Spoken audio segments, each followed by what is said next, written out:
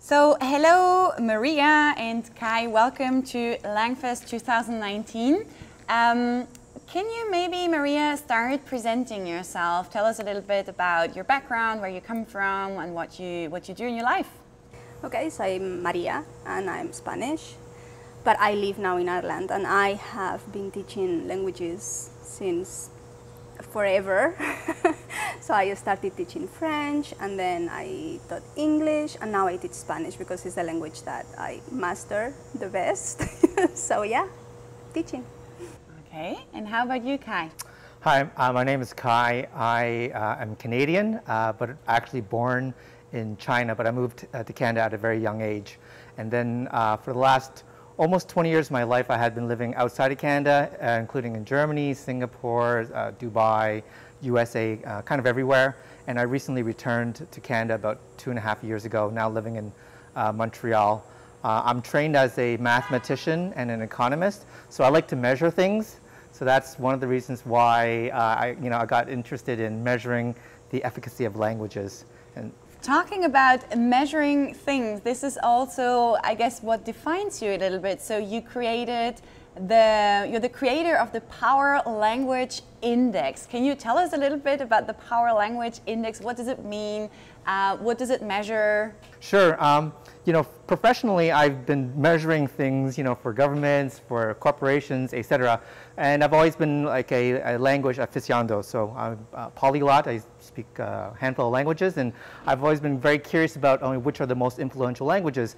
And then when I tried to look out in what had previously been done about being able to compare the efficacy of languages, I realized there wasn't really a very data-driven approach to it. Quite often people had very simplistic approaches to comparing languages. They would look at number of speakers or maybe the size of the economy of certain countries, but nothing very systematic that was holistic. So what I did is I drew up about 20 indicators, taking everything from GDP, population, number of speakers, tourist flows, the number of films in a given language, books in a given language, universities in a given language, and I kind of crunched them all into a number so that you can compare on a global level which are the most influential languages. And what's the result? Well, not very surprisingly, we found that English was on top. But I think what's nice about the index that I created is that not only does it tell you the rank ordering, but it tells you how much one language is more useful or more influential versus another. So English is not just the #1 language, but it's by far ahead of the #2. And what is #2? #2 is Mandarin Chinese, and French comes in 3rd, and Spanish is 4th. Yeah, fifth is Arabic, and 6th is Russian. And one of the really interesting features of that index is that if you look at the top 6 languages, they actually also happen to be the official languages of the UN. Okay, and out of those 3-4 languages that rank very high, do you speak all of those languages? Well, English, yes. Mandarin, yes. And French, yes. All right. So this is a very scientific approach, and actually, Maria, you told us that basically you have worked with languages the entire life, and something that I have read about you, which I really liked, was connect brain knowledge with heart knowledge. Tell us a little bit more about this. Well, because as I said, I have been teaching for 14 years, and I have been also learning languages for many more years, and I realized that there was sometimes a disconnection between all the knowledge we have, that sometimes it doesn't translate into speaking, that we cannot communicate from the heart. We cannot, we may be able to talk about the topic if we prepare, but in terms of being spontaneous in a foreign language, we panic, we don't know how to express, we don't really know how to translate the person we are in our mother language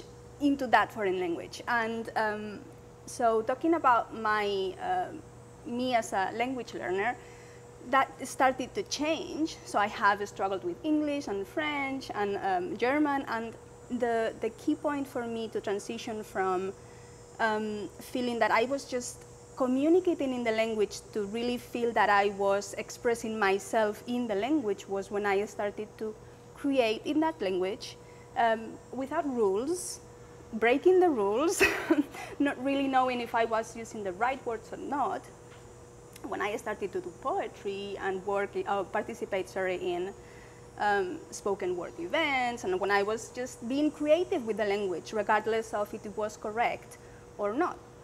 And that was for me the key point. So I have been doing that with my students now. When they tell me they struggle to really connect with other people in this other language that they are trying to talk or to speak in, I work with them saying, well, we are going to do poetry. And they panic for a minute. It's like, oh my God, I cannot do this. But then we start playing. There is no pressure. There is no judgment. Whatever you write is fine. And when we connect emotionally with the language is when there is the shift. And we start expressing ourselves more than or rather than just communicate it. So basically you use as a language teacher in your Spanish classes poetry as a method to get to the language. So is it like a method that we can imagine a passive one like reading poetry or also writing poetry or both, or does it depend on the level? It doesn't depend on the level, funnily enough, but it has the 3 stages. We first read poetry because it's necessary, I guess, to get inspired. We also memorize other people's poetry because that helps with the language and really nicely. And then we create. And depending on the level, obviously you can write a very short poem and it's still a poem. If it has 3 words, fine, poem. Nice. Or if you have a higher level, obviously you can do something more, longer. But yeah, we create poetry. Kai, being a scientist, do you have any experience with language learning and poetry? Not with poetry. I think for me, what's aided me the most in my language learning is beer, actually. I actually do find that beer does make you more, less inhibition, more friendly, and I think that's probably why I picked up German very quickly, because I enjoy beer and the Germans enjoy beer, and I never was shy about making mistakes when I was around my German friends, practicing my German. I think it's true for many other languages as well. Maybe some might be a little harder. For example, I grew up in, or not grew up, but I spent a bit of time in Dubai, and so alcohol in that region is not as part of the social scene as much, and so I had to. Well, I never did pick up Arabic. Maybe that's one of the reasons why I didn't pick it as well as I should have. But I've always had fun. On a very social setting, trying to learn. Maybe poetry should be my next step as well. That seems effective. Do you speak Spanish? Did you name Spanish? I took about, I did 1 or 2 semesters when I was in graduate school, so I can understand the basics of it, but I can communicate survival Spanish. Yeah, so look, Maria, you have a new student here. And Maria, so you talked about poetry and in general creative methods. Apart from the poetry, do you have any other method that you use that this is something that I really use with my students as an experienced language teacher, but also language learner, that you would recommend as a good method for learning language? Other than creative writing, what I tend to do for me as well is find something that I like doing. Could be dancing or could be singing, any creative thing basically, and I use the target language doing that. So if I want to learn a dance or learn a choreography, I am just going to find videos in Spanish with music in Spanish or English or whatever language, and people relating the steps, and that's my entry point. And something that is creative. For me, the important thing is communicate with the emotions and the body and the language.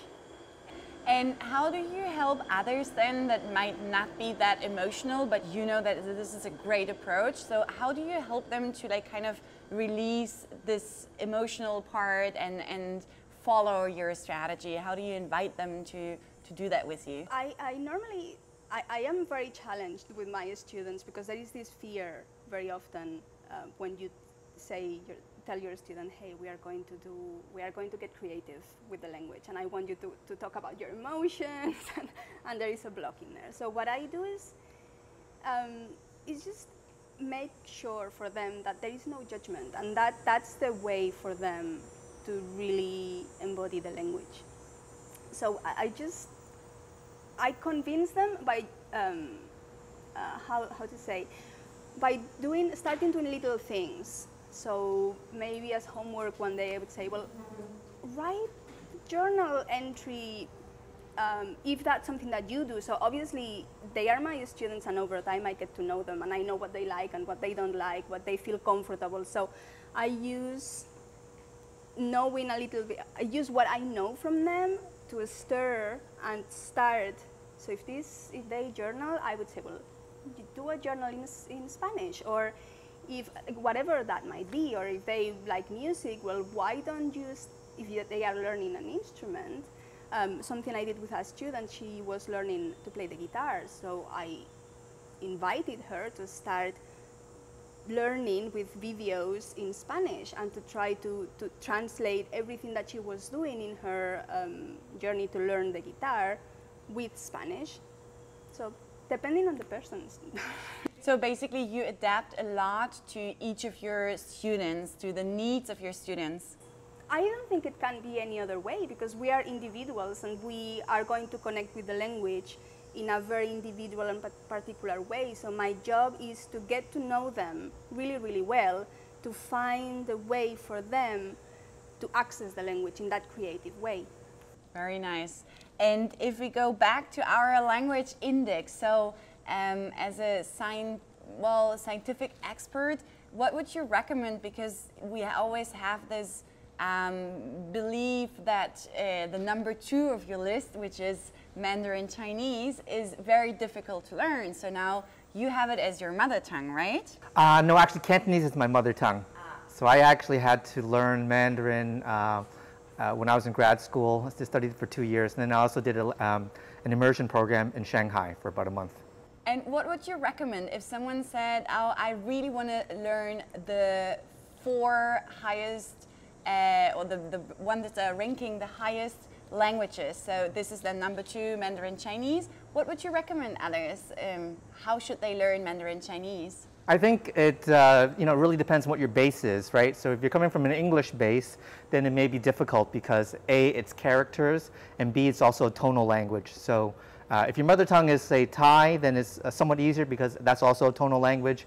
If your mother tongue is Japanese, then it's also somewhat easier because they also use the Chinese characters. They call it the kanji in the Japanese system. But from an English base, I think it's actually not as difficult as many people think, because there is something called pinyin, which is a way to Romanize all the Chinese characters into an easy way to read, with Latin alphabet. And once you are able to, you can learn how to read Chinese almost in your first or second day of class. It's not difficult in that sense. And we have a lot of people who are actually very capable of speaking Chinese who never actually end up learning how to write the characters on a very high level. So I think the characters is something that scares off a lot of people. But when you realize that you don't need to master how to write all the characters to be able to be very proficient in Mandarin Chinese, then I think that is the first hurdle. And then, like I said, once you realize that you can use pinyin, and then to kind of guide yourself to Romanize the language. And then the other good thing about I guess the Mandarin language is that compared at least to some other tonal languages, there are only 4 tones. So if, for example, my mother tongue, if you were to learn Cantonese, there's, depending on who you talk to, anywhere from 6 to 9 tones.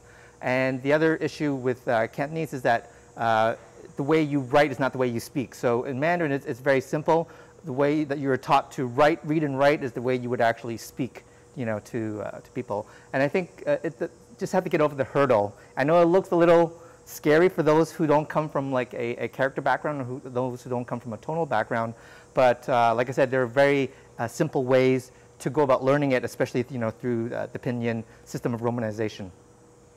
And how is that? So we're talking about like the most important languages according to that index, but you were also mentioning that this might be a problem in a globalized world, and when you want to learn those important languages according to that index, but you also at the same time want to retain and protect the local language. So can you tell us a little bit about this dilemma? And also in Spain, actually, there's a lot of local languages, but then Spanish is the main language. So how is that? Can you tell us a little bit more about So this? when I came out with the index, I think what I wrote about it is that English is really the global lingua franca, which is why I think our interview is being done in English. But you know, it has benefits, right? So it allows people from around the world to have a common language to communicate with each other. But at the same time, you know, I actually came up with a piece that I wrote for the WEF Global Agenda somewhat recently that I think maybe it might be too powerful in certain contexts because it has this ability to really displace the local and the home languages, right? So we see this happening in many places, and one of the things I did in recent research was to note that even in places where you wouldn't expect English to have a very prominent position because there are not many native English speakers, it's not a legal language, it has no official status, you'll find that quite often it actually ends up becoming the dominant language just because that's what happens in international settings. So on the one hand, it's good that we live in a globalized world, so there's a lot of travel, so it's good that we all, most of us, or a lot of us share a common tongue to communicate with each other, but at the same time you see that how it's able to quite often displace the local and the home languages, and sometimes even in their home place that they may take a secondary role relative to English. And so that for someone like myself who loves languages is a little scary because in, you know, we may see you know, certain smaller languages die out because of, you know, the influence of especially English, but you know, so it also depends very regionally, right? So in certain regions it may be, you know, maybe Russian is the dominant language and it may displace some of the smaller languages in certain regions or whatever the language may be. But on a global level, we definitely see that English is very dominant, and that, like I said, it has you know, the possible effect of diminishing you know, the local languages. Maria, is that also something that you find in Spain as well? Because you're teaching Spanish, and being from Spain, I guess it's also the case that everyone feels the need of, or the urge of learning English, even though there are so many local languages? Yeah, it's, well, it is the main language, and then is English. And nobody outside, if let's say in my case, I was born in a Castilian only speaking area, so for me, I never felt the need or even the curiosity of learning Catalan or Euskera, Basque. So in a way, I find it is quite sad because English is obviously much more useful and we have to learn it, but from culture perspective and identity perspective, for me it should be, or it should have been, much more interest in learning Catalan or Basque because it's very close to my region, so there is probably something there that I could connect with, but that's something that I am starting just to think about now because I like languages and I work with them and I want to connect at a deep level, but during all my education years was like, well, why am I going to learn Catalan? Well, what's the point of doing this? But yeah, it's something that I find really sad. And for someone who goes to Barcelona now, what would be the recommendation? Should people in general follow the index and learn what matters according to the index? Because it's very interesting talking about the index and seeing what really matters. Or would you say that even though it might be not that useful, they should still learn minor languages? Well, I'd say always follow the heart. So I'd say if you want to really connect with the people, I'd say learn Catalan. And then, well, Spanish or Castilian, Spanish is going to come in handy as well. And this could be the second language you learn, but first Catalan. So it is about connection. Well, the Power Language Index was created from a global perspective. So it was basically with the thought experiment of an alien, you know, coming to Earth, you know, which languages would best serve that alien if they wanted to interact with humans. But obviously on a local level, things are very different. So if you're in Barcelona, obviously the Power Language Index, if you create a local version in Barcelona, would probably be, you know, Catalan, Spanish, and maybe some English, and maybe some French there. You know, I did that, you know, also for Montreal, you know, and we have, you know, French, English, and then I think actually number 3 I think ends up being Spanish over here. And I did it also for Aruba. So this is the one story that was very interesting, because in Aruba, the official language, or they have 2 official languages, Papiamento, which is a Creole language, Portuguese kind of Creole language, and Dutch. And then they live in an area geographically where, you know, it's very Spanish dominant. So there is actually no English infrastructure. I think there's only about 5% of the population who speak English as a mother tongue. But when I did the Power Language Index, you know, oddly, well, not maybe oddly enough, but interestingly enough, English actually came out as the #1 language on the island based on the very scientific method of, you know, of all these kind of inputs. But in any case, the whole point is that, you know, the Power Language Index was done on a very global level, but you can apply it also at a local level, right? So if you're in, you know, in Montreal, French is probably be the one that you would like to pick up. If you're living in Hong Kong, you know, Cantonese would be dominant, and maybe, you know, Mandarin second, and English, or Mandarin and English probably kind of close to each other. If you're, you know, in Russia, then, you know, Russian will be in top, and then maybe Polish and German. So, you know, you can localize the index to whichever context you like. Interesting. Both of you, thank you very much. Maria, thank you very much. Kai, this was very interesting. Having on the one side the scientist and on the other side the hard person, and you somehow still have a lot of things in common. That's very interesting. Thank you very much for this interview. Thank you.